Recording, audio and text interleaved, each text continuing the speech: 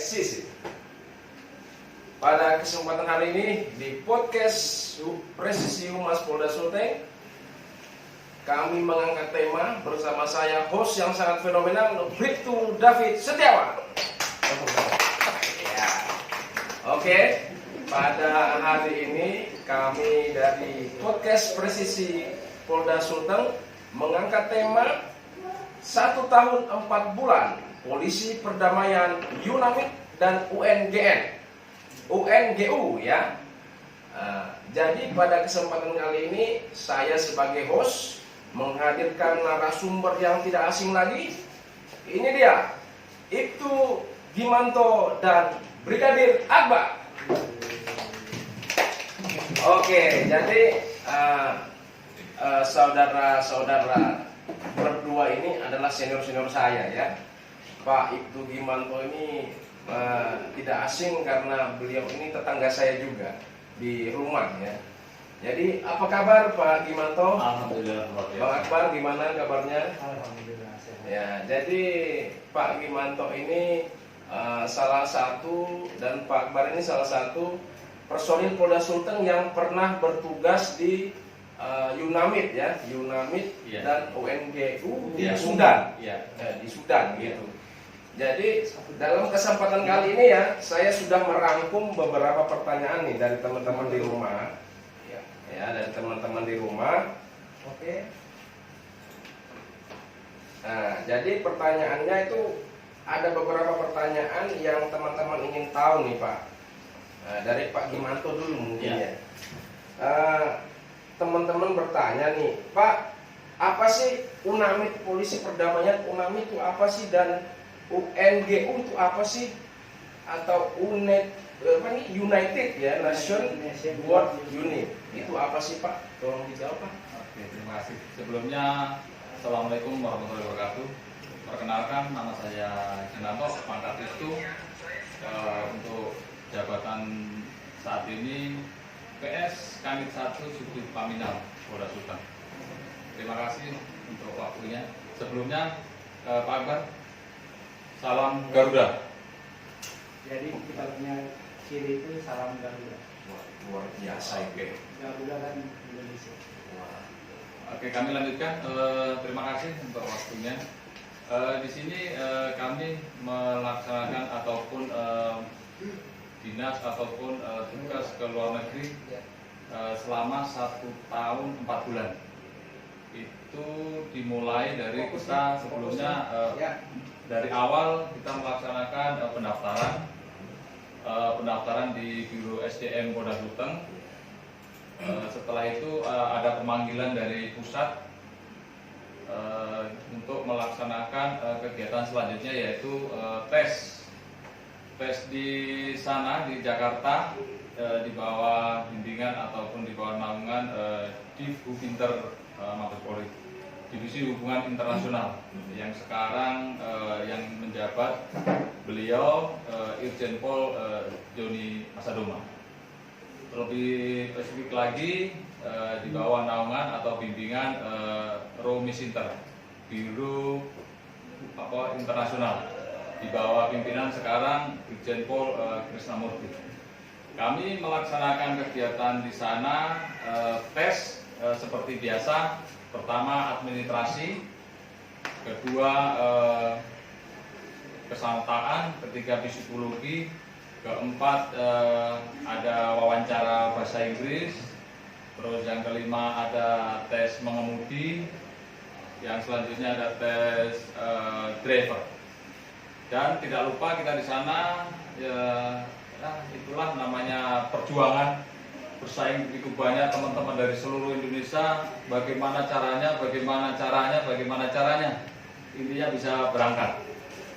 Kalau untuk tes yang menurut Pak Gimanto dan Pak Akbar yang mungkin agak sulit ya, itu kira-kira tes apa tuh? Dari sekian banyaknya tes itu, ketika proses seleksi itu kira-kira ada kesulitan tidak dalam prosesnya ini? Mungkin kalau kesulitan jelas ada, tapi kita sudah berusaha atau sudah mempersiapkan diri menekan semaksimal mungkin kesulitan. terus terang kalau dalam kesulitan itu bahasa.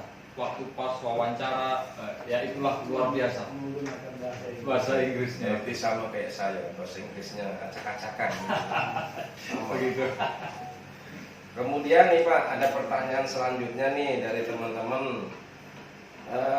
Pada saat itu berapa anggota Polri yang bergabung dalam Yunamid pada saat Bapak bergabung dulu? Oke, terima kasih. Sebelumnya kita menjelaskan dulu bahwa Yunamid itu Indonesia aktif mengikuti misi perdamaian ini khususnya dari Polri sejak tahun 2008 dari Romi Sinter atau dari Divisi Hubungan Internasional sudah mengirimkan pasukan yang namanya Yunamid ke Sudan. Jadi dari 2008 sampai sekarang, sampai 2021 kami yang terakhir ya. Karena apa, kemarin sebetulnya dalam misi itu Pak, setiap tahun itu ada rollingan setiap tahun. Tapi pas kemarin kita misi terakhir ya ada penambahan 4 bulan. Disitulah kita menjalankan 2 misi. Pertama UN ya Yunamid, yang kedua UNGU. UNGU itu. Jadi untuk UNGU sendiri ya, saya ulangi, untuk Yunamid sendiri seperti kita ini pasukan FPU. FPU ini Foreign Police Unit. Intinya tugas kedinasan ke luar negeri dalam misi perdamaian yang berpakaian dinas. Uniform, ya beginilah pakaiannya. Ya. Nah, itu untuk dalam misi. Terus di sana kita bergabung yang lulus seleksi tadi, total keseluruhannya itu 140 personil di bawah pimpinan Kombes. Komisaris Seluruh besar Indonesia Pak ya? Seluruh Indonesia, dari berbagai suku, berbagai agama, pokoknya seluruh Indonesia digabung dalam misi Yunamid tersebut. Kalau dari pada saat itu nih, apakah hanya dari Indonesia saja atau ada dari negara lain juga yang bergabung dalam Yunamid? Jadi yang di Yunamid kita pada misi itu banyak negara-negara lain seperti Pakistan, Mesir, Nepal, Ethiopia, Rwanda Batalion. Jadi semuanya ngumpul dalam satu misi. Dan Indonesia mengirimkan satu kontingen berjumlah 140 orang dipimpin satu orang.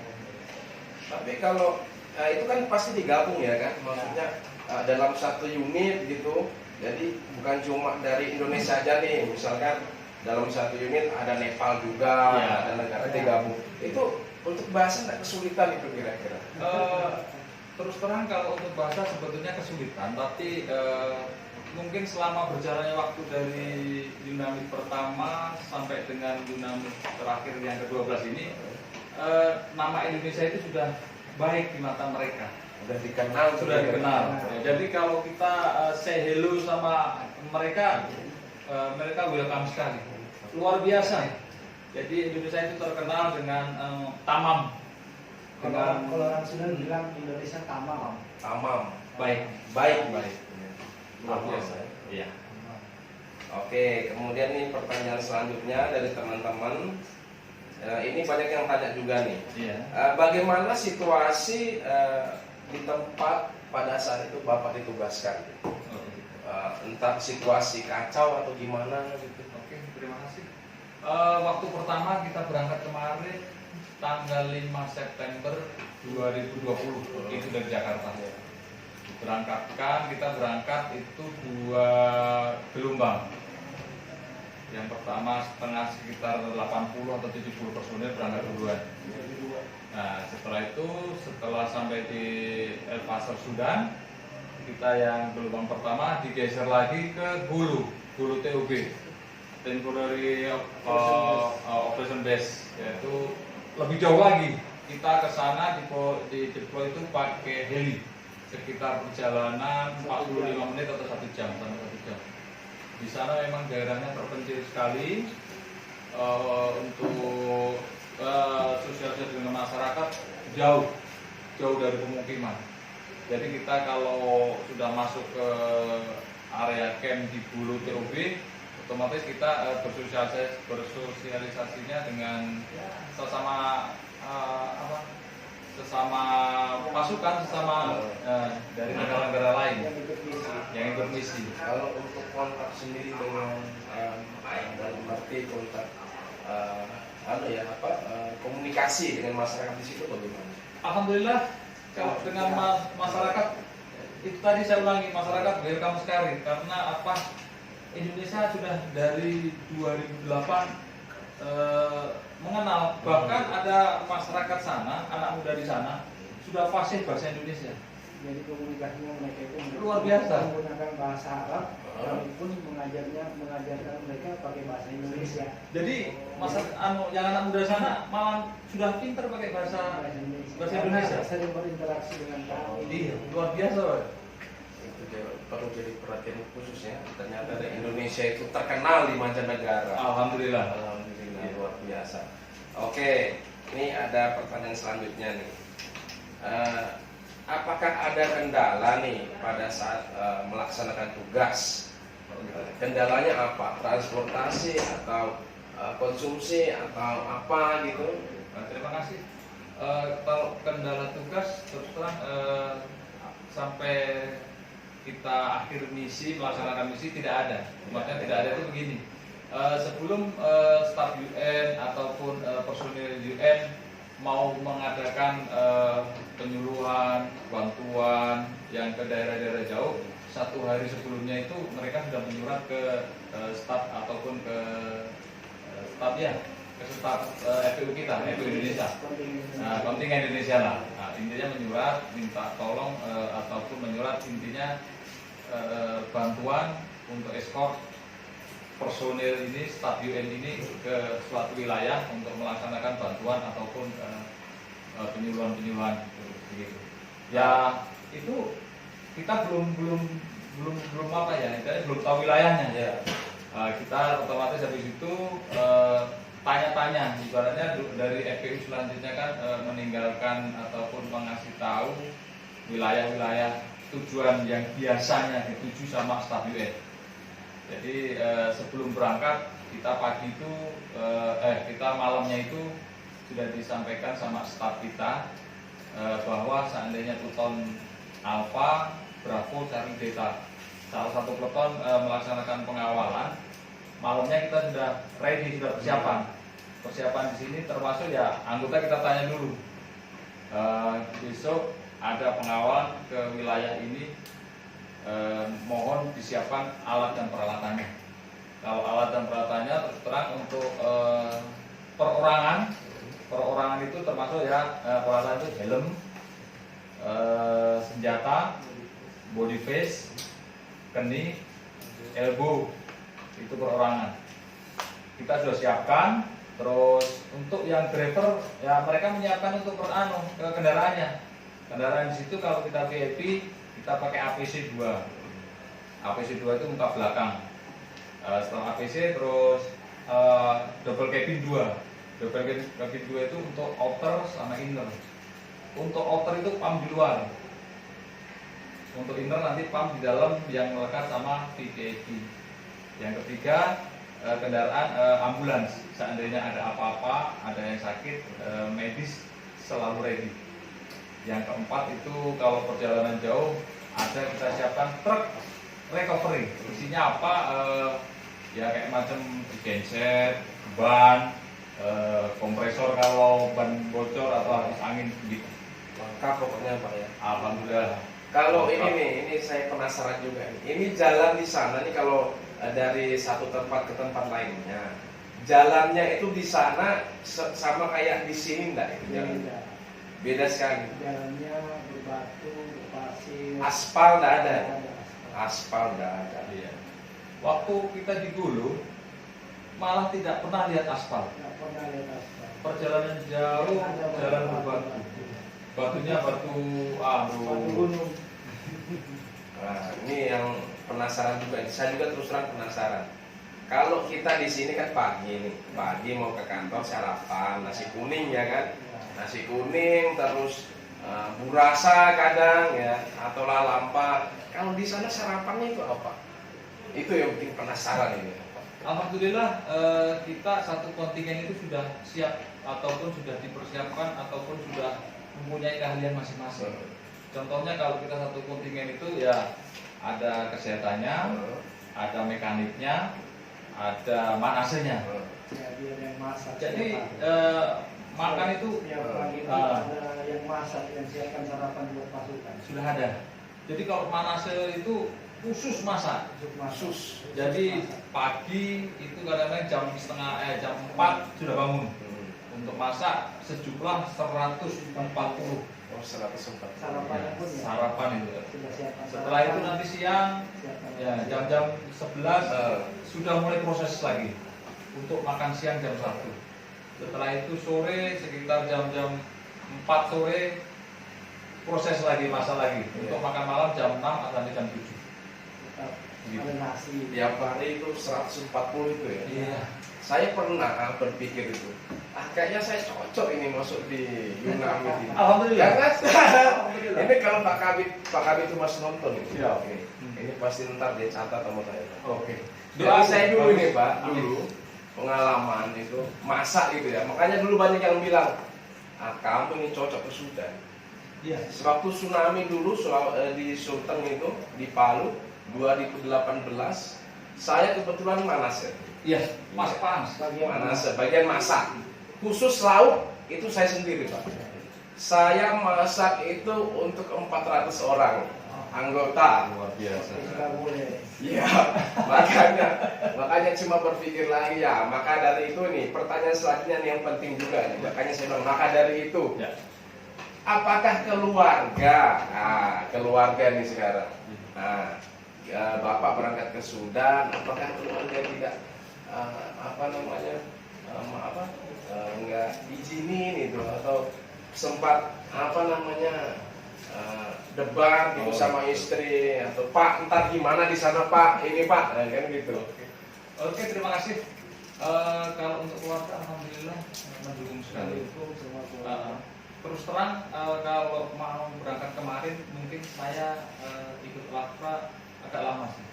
Karena beliau ini yang kemarin dia kan cadangan. Iya. Jadi mestinya berangkat FPU 11, cuman karena tertunda belum rezeki jadi ikutnya FPU 12. Jadi saya Lakra 2 kali. 2 kali Lakra FPU 11 sama FPU 12. Oh, berarti dari keluarga tidak masalah. Alhamdulillah tidak masalah, sangat mendukung sekali. Nah, kalau Pak Akbar sendiri gimana keluarga? Nah, istri pertama sih lagi. Lain jauh-jauh lagi. Ya. Maksudnya Afrika sana kan. Jadi kalau tambah pengalaman kan mana kita tahu. Nah, alhamdulillah seiring berjalannya waktu istri pun mendukung. Ya, alhamdulillah keluarga mendukung. Direstui. Ya. Alhamdulillah selamat sampai pulang.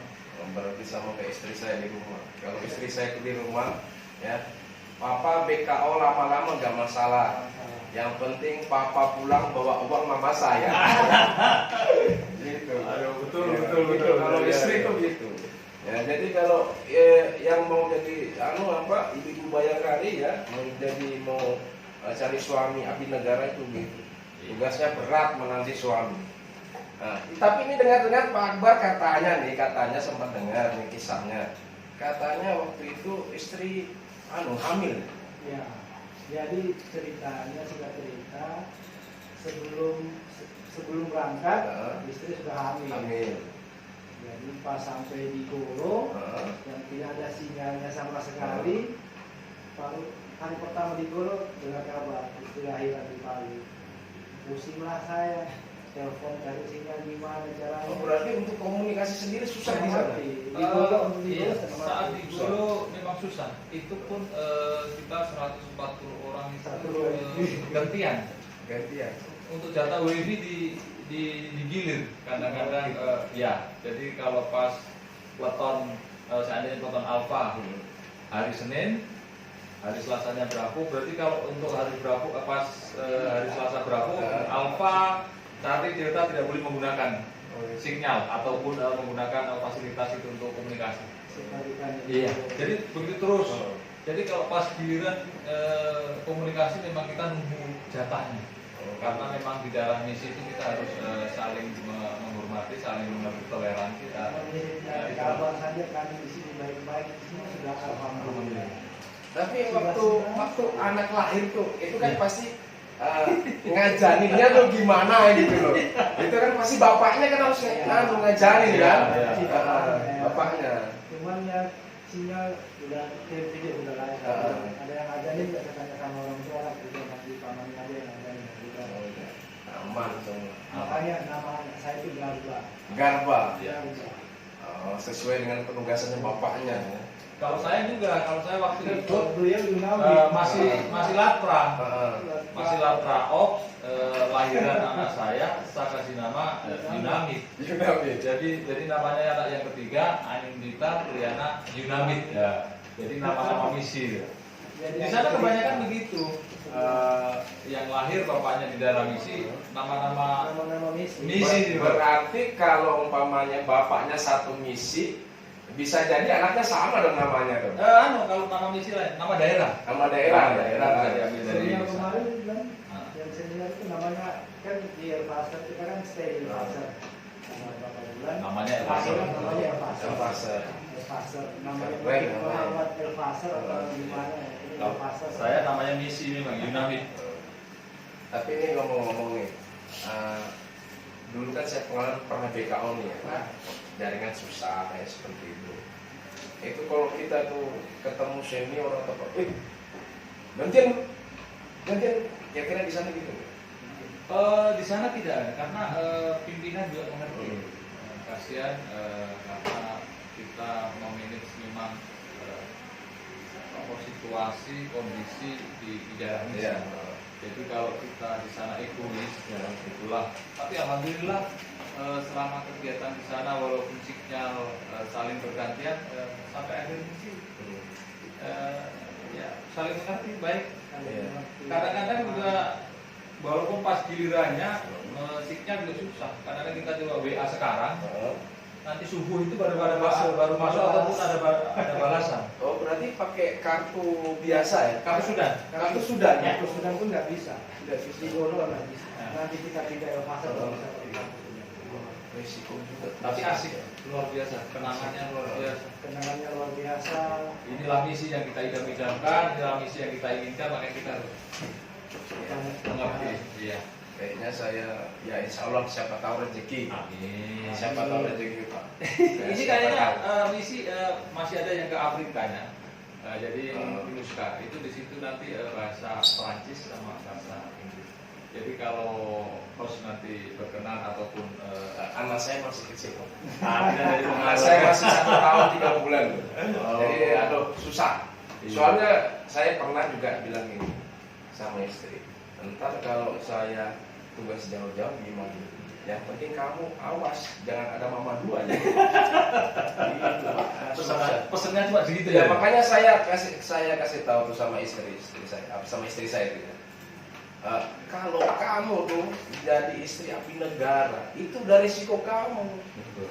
Ya laki-laki suami kamu tinggalkan kamu tugas jauh-jauh itu risiko udah. Iya. Nah, makanya jadi bayangkan terus kuat. Udah yang penting aku pulang bawa uang kamu saya udah itu aja. Iya tapi memang kalau pas misi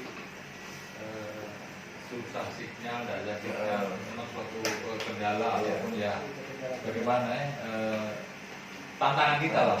Ya itu juga kayak Pak Akbar tadi pas di dulu melahirkan, sedangkan saya meninggalkan anak yang ketiga ini aja umur 5 bulan.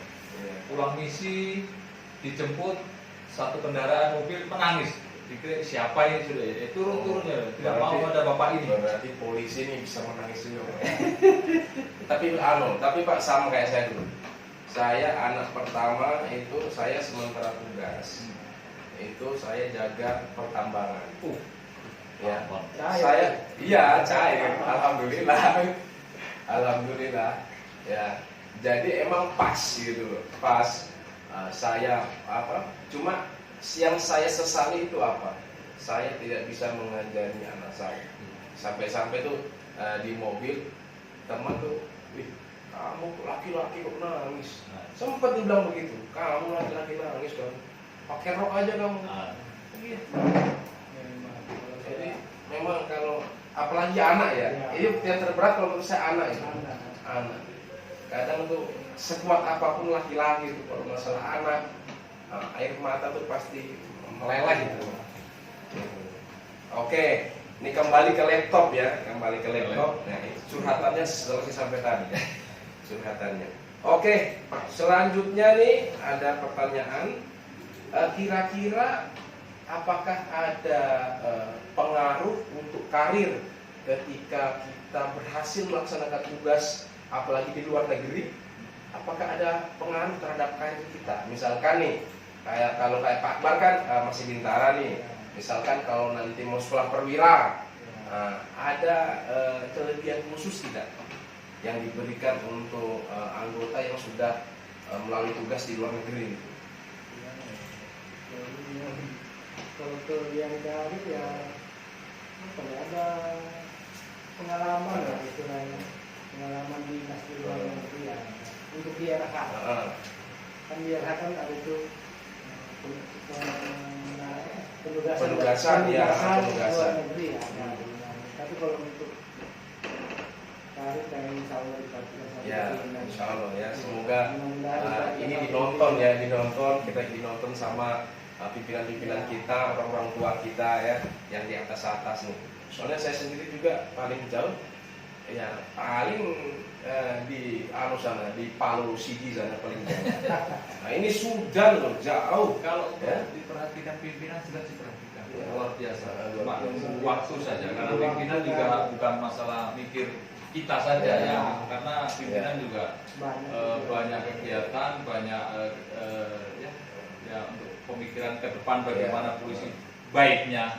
Terus terang ya pasti diperhatikan sama pimpinan. Cuma kita tunggu waktunya. Ya, tunggu. Apalagi kita pulang kemarin sudah menghadap pos Jinun, kita sudah pulang dengan selamat. Ya. Ini kan siapa tahu dinonton ya, dinonton sama Bapak pimpinan kita nih. Tiba-tiba, wah Pak Akbar, besok kamu dapat ini ya, langsung naik itu. Alhamdulillah. Pak Gimanto, topol ya. Alhamdulillah. Luar biasa. Oke, jadi yang selanjutnya ini nih yang mungkin jadi suka dukanya dulu, suka duka di sana. Pak Gimanto dulu. Oke. Sukanya apa, dukanya apa gitu. Oke. Sukanya ya. Kalau sukanya itu memang kita berangkat misi kemarin dengan perjuangan saya 2 kali lapra itu, terus terang pas saya berangkat itu suatu kebanggaan luar biasa.